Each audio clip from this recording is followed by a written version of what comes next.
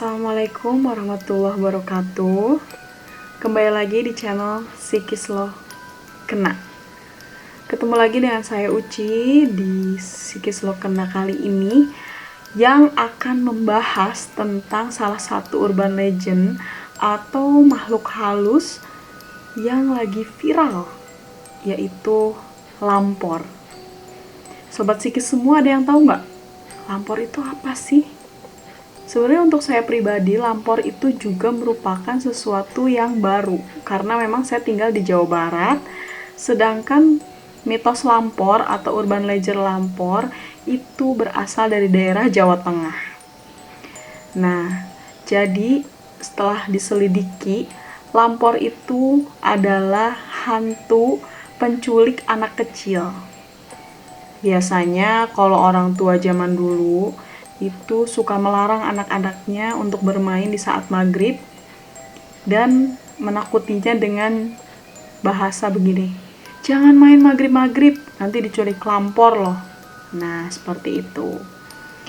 Terus di sini saya akan membacakan salah satu cerita yang berkaitan dengan lampor ini. Nah, teman-teman Psikis Lo Kena, jangan lupa sebelum saya bacakan ceritanya, udah pada subscribe belum? Kalau belum, tekan dulu tombol subscribe-nya. Dan jangan lupa agar tahu atau agar dapat notifikasi ketika Psikis Lo Kena upload video yang baru, ditekan ya tombol lonceng notifikasinya. Nah, jadi Sobat Psikis, cerita tentang lampor kali ini saya dapatkan dari Kaskus. Dan ceritanya diupload pada bulan November tahun 2020, which is masih baru. Kalau Sobat Psikis tahu tentang lampor, Sobat Psikis boleh komen di bawah apa sih cerita yang pernah dialami sama Sobat Psikis tentang lampor ini, karena saya benar-benar cukup penasaran sebetulnya lampor itu sosoknya seperti apa, karena ketika saya baca itu, lampor itu ternyata bisa berwujud aneh-aneh gitu. Kadang dia berwujud tinggi besar, kadang dia berwujud pocong, kadang juga dia berwujud perempuan. Jadi dia tuh kayaknya sakti banget. Nah, saya pengen dengar cerita Sobat Psikis semua yang punya pengalaman dengan lampor, boleh komen di bawah. Sobat Psikis, kisah lampor kali ini yang akan saya bacakan itu ditulis oleh akun @trivatoya, user Kaskus. Dan thread ini itu ternyata di dalamnya banyak banget spoiler foto-foto lokasi aslinya. Jadi kan suka makin serem ya Sobat Psikis kalau seperti itu, ada bukti nyatanya gitu loh. Otentik itu lebih dapat banget. Jadi ini tuh kisah nyata si Mbak Trivatoyah ini, tapi sebetulnya ceritanya ibunya gitu. Jadi nyata benar-benar terjadi, tapi dialami oleh ibunya. Nah, nanti link Kaskusnya Manda taruh di description box. Oke, jangan lupa mampir-mampir ke sana ya. Oke, langsung aja kita mulai ceritanya. Siap-siap, Psikis Lo Kena.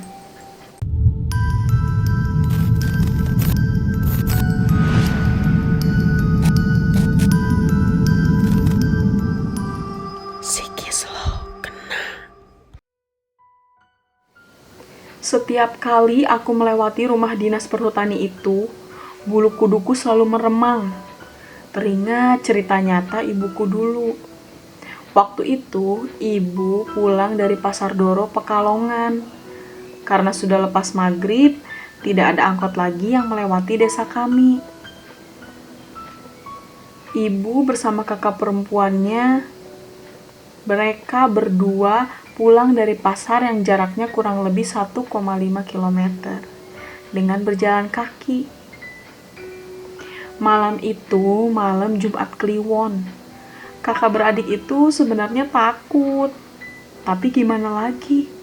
Mereka harus tetap pulang ke rumah karena anak-anak dan suaminya menunggu di rumah. Waktu itu kata ibuku, jalanan sepi, belum ramai seperti sekarang. Nah, ibu mendengar kalau keponakan dari kepala perhutani atau biasa dipanggil Bapak Sinder sedang sakit keras. Sudah diobati tapi belum sembuh juga. Ketika mereka melewati rumah dinas perhutani, terdengar suara banyak orang yang mengaji. Lantunan ayat suci Al-Quran, surat Yasin, terdengar jelas di telinga. Waktu itu, netra ibu melihat kain putih keluar dari jendela kamar Bapak Sinder. "Yuk, ada maling baru saja lompat dari jendela kamar Bapak Sinder," kata ibuku kepada kakaknya. "Biarin saja, orang kaya seperti Bapak Sinder kemalingan enggak apa-apa, uangnya banyak."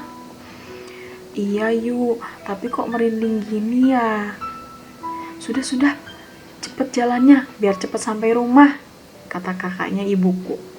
"Iya yuk." Mereka berdua melanjutkan perjalanan, saling ngobrol, ngalor, ngidul, buat menghilangkan sedikit rasa takut. Baru saja sampai di turunan jalan, netra ibuku melihat sesosok bocah, kira-kira usia SD, sedang memeluk selimut putih. Dan dia berdiri di pinggir sawah sambil kebingungan. Ibu mendekati bocah itu. "Nak, habis maghrib kok di sini? Lagi ngapain?" "Aku mau pulang ke Klaten. Aku diusir sama pamanku," jawabnya sambil tetap memeluk selimutnya. "Ini sudah malam. Ikut ibu saja ya, Nak." "Gak mau. Aku gak mau ikut ibu." "Tapi ini sudah malam, Nak." Kata ibuku, anak kecil itu tetap ngotot tidak mau ikut. Dia tetap mau pulang ke rumahnya. Ibuku tetap membujuk karena kasihan. Tiba-tiba, dari arah barat berdatangan puluhan orang sambil teriak-teriak memanggil anak kecil itu. "Ada apa, Pak? Kok ramai sekali?" "Begini, Bu. Apa Ibu melihat anak remaja lewat sini, ponakan Bapak Sinder, di bawah lampor?" kata salah seorang dari mereka. Ibuku heran. Mereka tidak melihat anak kecil di depannya ini, padahal jelas-jelas ibuku melihatnya. "Aku bertemu ponakan Bapak Sinder di sini. Katanya dia diusir oleh pamannya." "Itu tidak benar, Bu. Di mana anak itu?" "Anak itu ada di depan kita," teriak ibu. Ibu memegang anak kecil itu. Anak kecil itu menjerit kemudian menangis keras. Baru orang-orang itu dapat melihatnya. Ternyata anak kecil itu baru saja dibawa lampor. Ibuku mengira kalau itu maling. Ternyata itu lampor atau makhluk halus. Ibuku dan kakaknya dipanggil menghadap Bapak Sinder. Berulang kali Bapak Sinder mengucapkan terima kasih karena sudah membantu menemukan keponakannya. Ketika anak kecil itu ditanya siapa yang membawanya, katanya makhluk tinggi besar. Waktu itu ibu dikasih kenang-kenangan kain untuk dibuat baju. Ibu pun pulang ke rumah dengan kakaknya. Rumah dinas itu sekarang kosong, tidak ada yang menghuninya. Rumah itu memang terlihat angker, dengan halaman luas, bangunan menjorok ke dalam, dan lebih tinggi. Bahkan belum lama ini, ada seseorang laki-laki yang sedang merumput. Dia tiba-tiba hilang 1 hari 1 malam. Padahal hujan lebat. Ketika ditemukan, sudah berada di belakang bangunan rumah dinas perhutani tersebut, dalam keadaan meninggal dunia. Lengkaplah sudah ketakutan melihat rumah itu. Dan baru nyadar, setelah nulis ini selesai, ternyata ini adalah malam Jumat Kliwon. Belum lama ini kejadian lagi di sini malam-malam habis Isya. Tapi beneran ada loh, ini di rumah sepupuku tiba-tiba bunyi krosak keras banget di samping rumahnya. Waktu dilihat, seorang kakek-kakek sama sepedanya jatuh. Padahal samping rumahnya lumayan jauh dari jalan. Setelah ditanya, rumahnya ada di Pekalongan kota. Kan jauh, Naik mobil aja kurang lebih 1 jam. Kata orang-orang, kakek tadi dibawa lampor.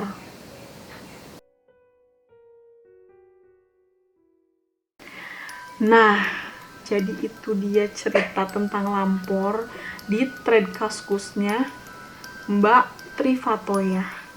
Gimana? Serem gak Sobat Psikis? Serem banget sih jujur, apalagi waktu yang si orang-orang rombongan nyari-nyari anak kecil dan dia nggak bisa lihat. Mereka nggak bisa lihat anak itu, padahal anak itu ada guys di depan mereka. Terus si Mbak Trivatoya ini memperlihatkan, nanti mendatayangkan ya. Jadi dia memperlihatkan ada rumah dinas kepala perhutaninya. Nah ini nih. Tuh. Rumahnya aja sumpah sih spooky banget, rumahnya bener-bener ngeri banget. Terus halamannya emang luas nih kayak gini nih. Nih. Nah, halamannya luas, bangunannya tuh ada di dalam. Jadi kita harus lewatin halaman itu dulu. Terus ada kantor perhutani Kecamatan Doro Pekalongan. Oh, jadi ini lokasinya di Doro Pekalongan, Kecamatan Doro. Terus udah gitu, Mbak Trivatoya ini memperlihatkan juga rumah dinas kepala perhutani yang sekarang kosong. Nih, ini nih. Serem banget, so spooky. Terus ada lagi, kan tadi si ibunya itu melihat ada yang putih-putih keluar dari jendela kamarnya Bapak Sinder. Dan ini lokasinya, ini jendelanya nih. Oh my god. Jadi keluar dari situ gitu loh guys, yang putih itu apa ya? Berarti selimut yang dipeluk sama anaknya itu kali ya. Itu kali yang putih itu. Ini ada lagi lokasi ditemukannya anak kecil yang habis diculik lampor.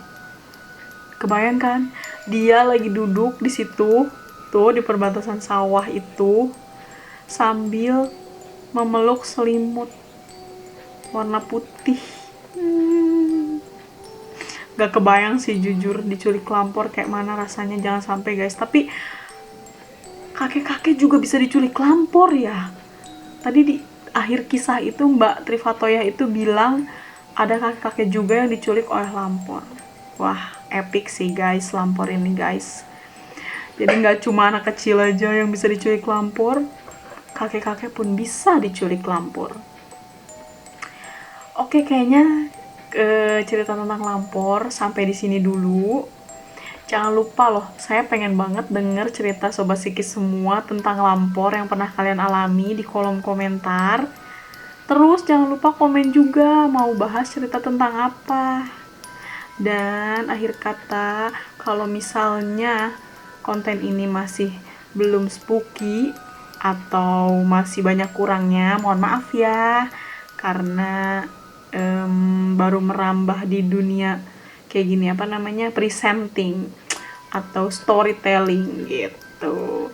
Jangan lupa support terus ya channel Psikis Lokena dengan cara subscribe, like, komen, dan juga tekan tombol lonceng notifikasi. Terus boleh banget kalau Sobat Psikis semua mau bagi-bagi cerita horor yang ada di konten Psikis Lokena ke semua sosmed kalian. Di-share linknya ke teman-teman biar malam Jumat kalian bisa dengerin cerita horor bareng-bareng. Oke, akhir kata, thanks for watching. Wassalamualaikum warahmatullahi wabarakatuh. Psikis lo kena.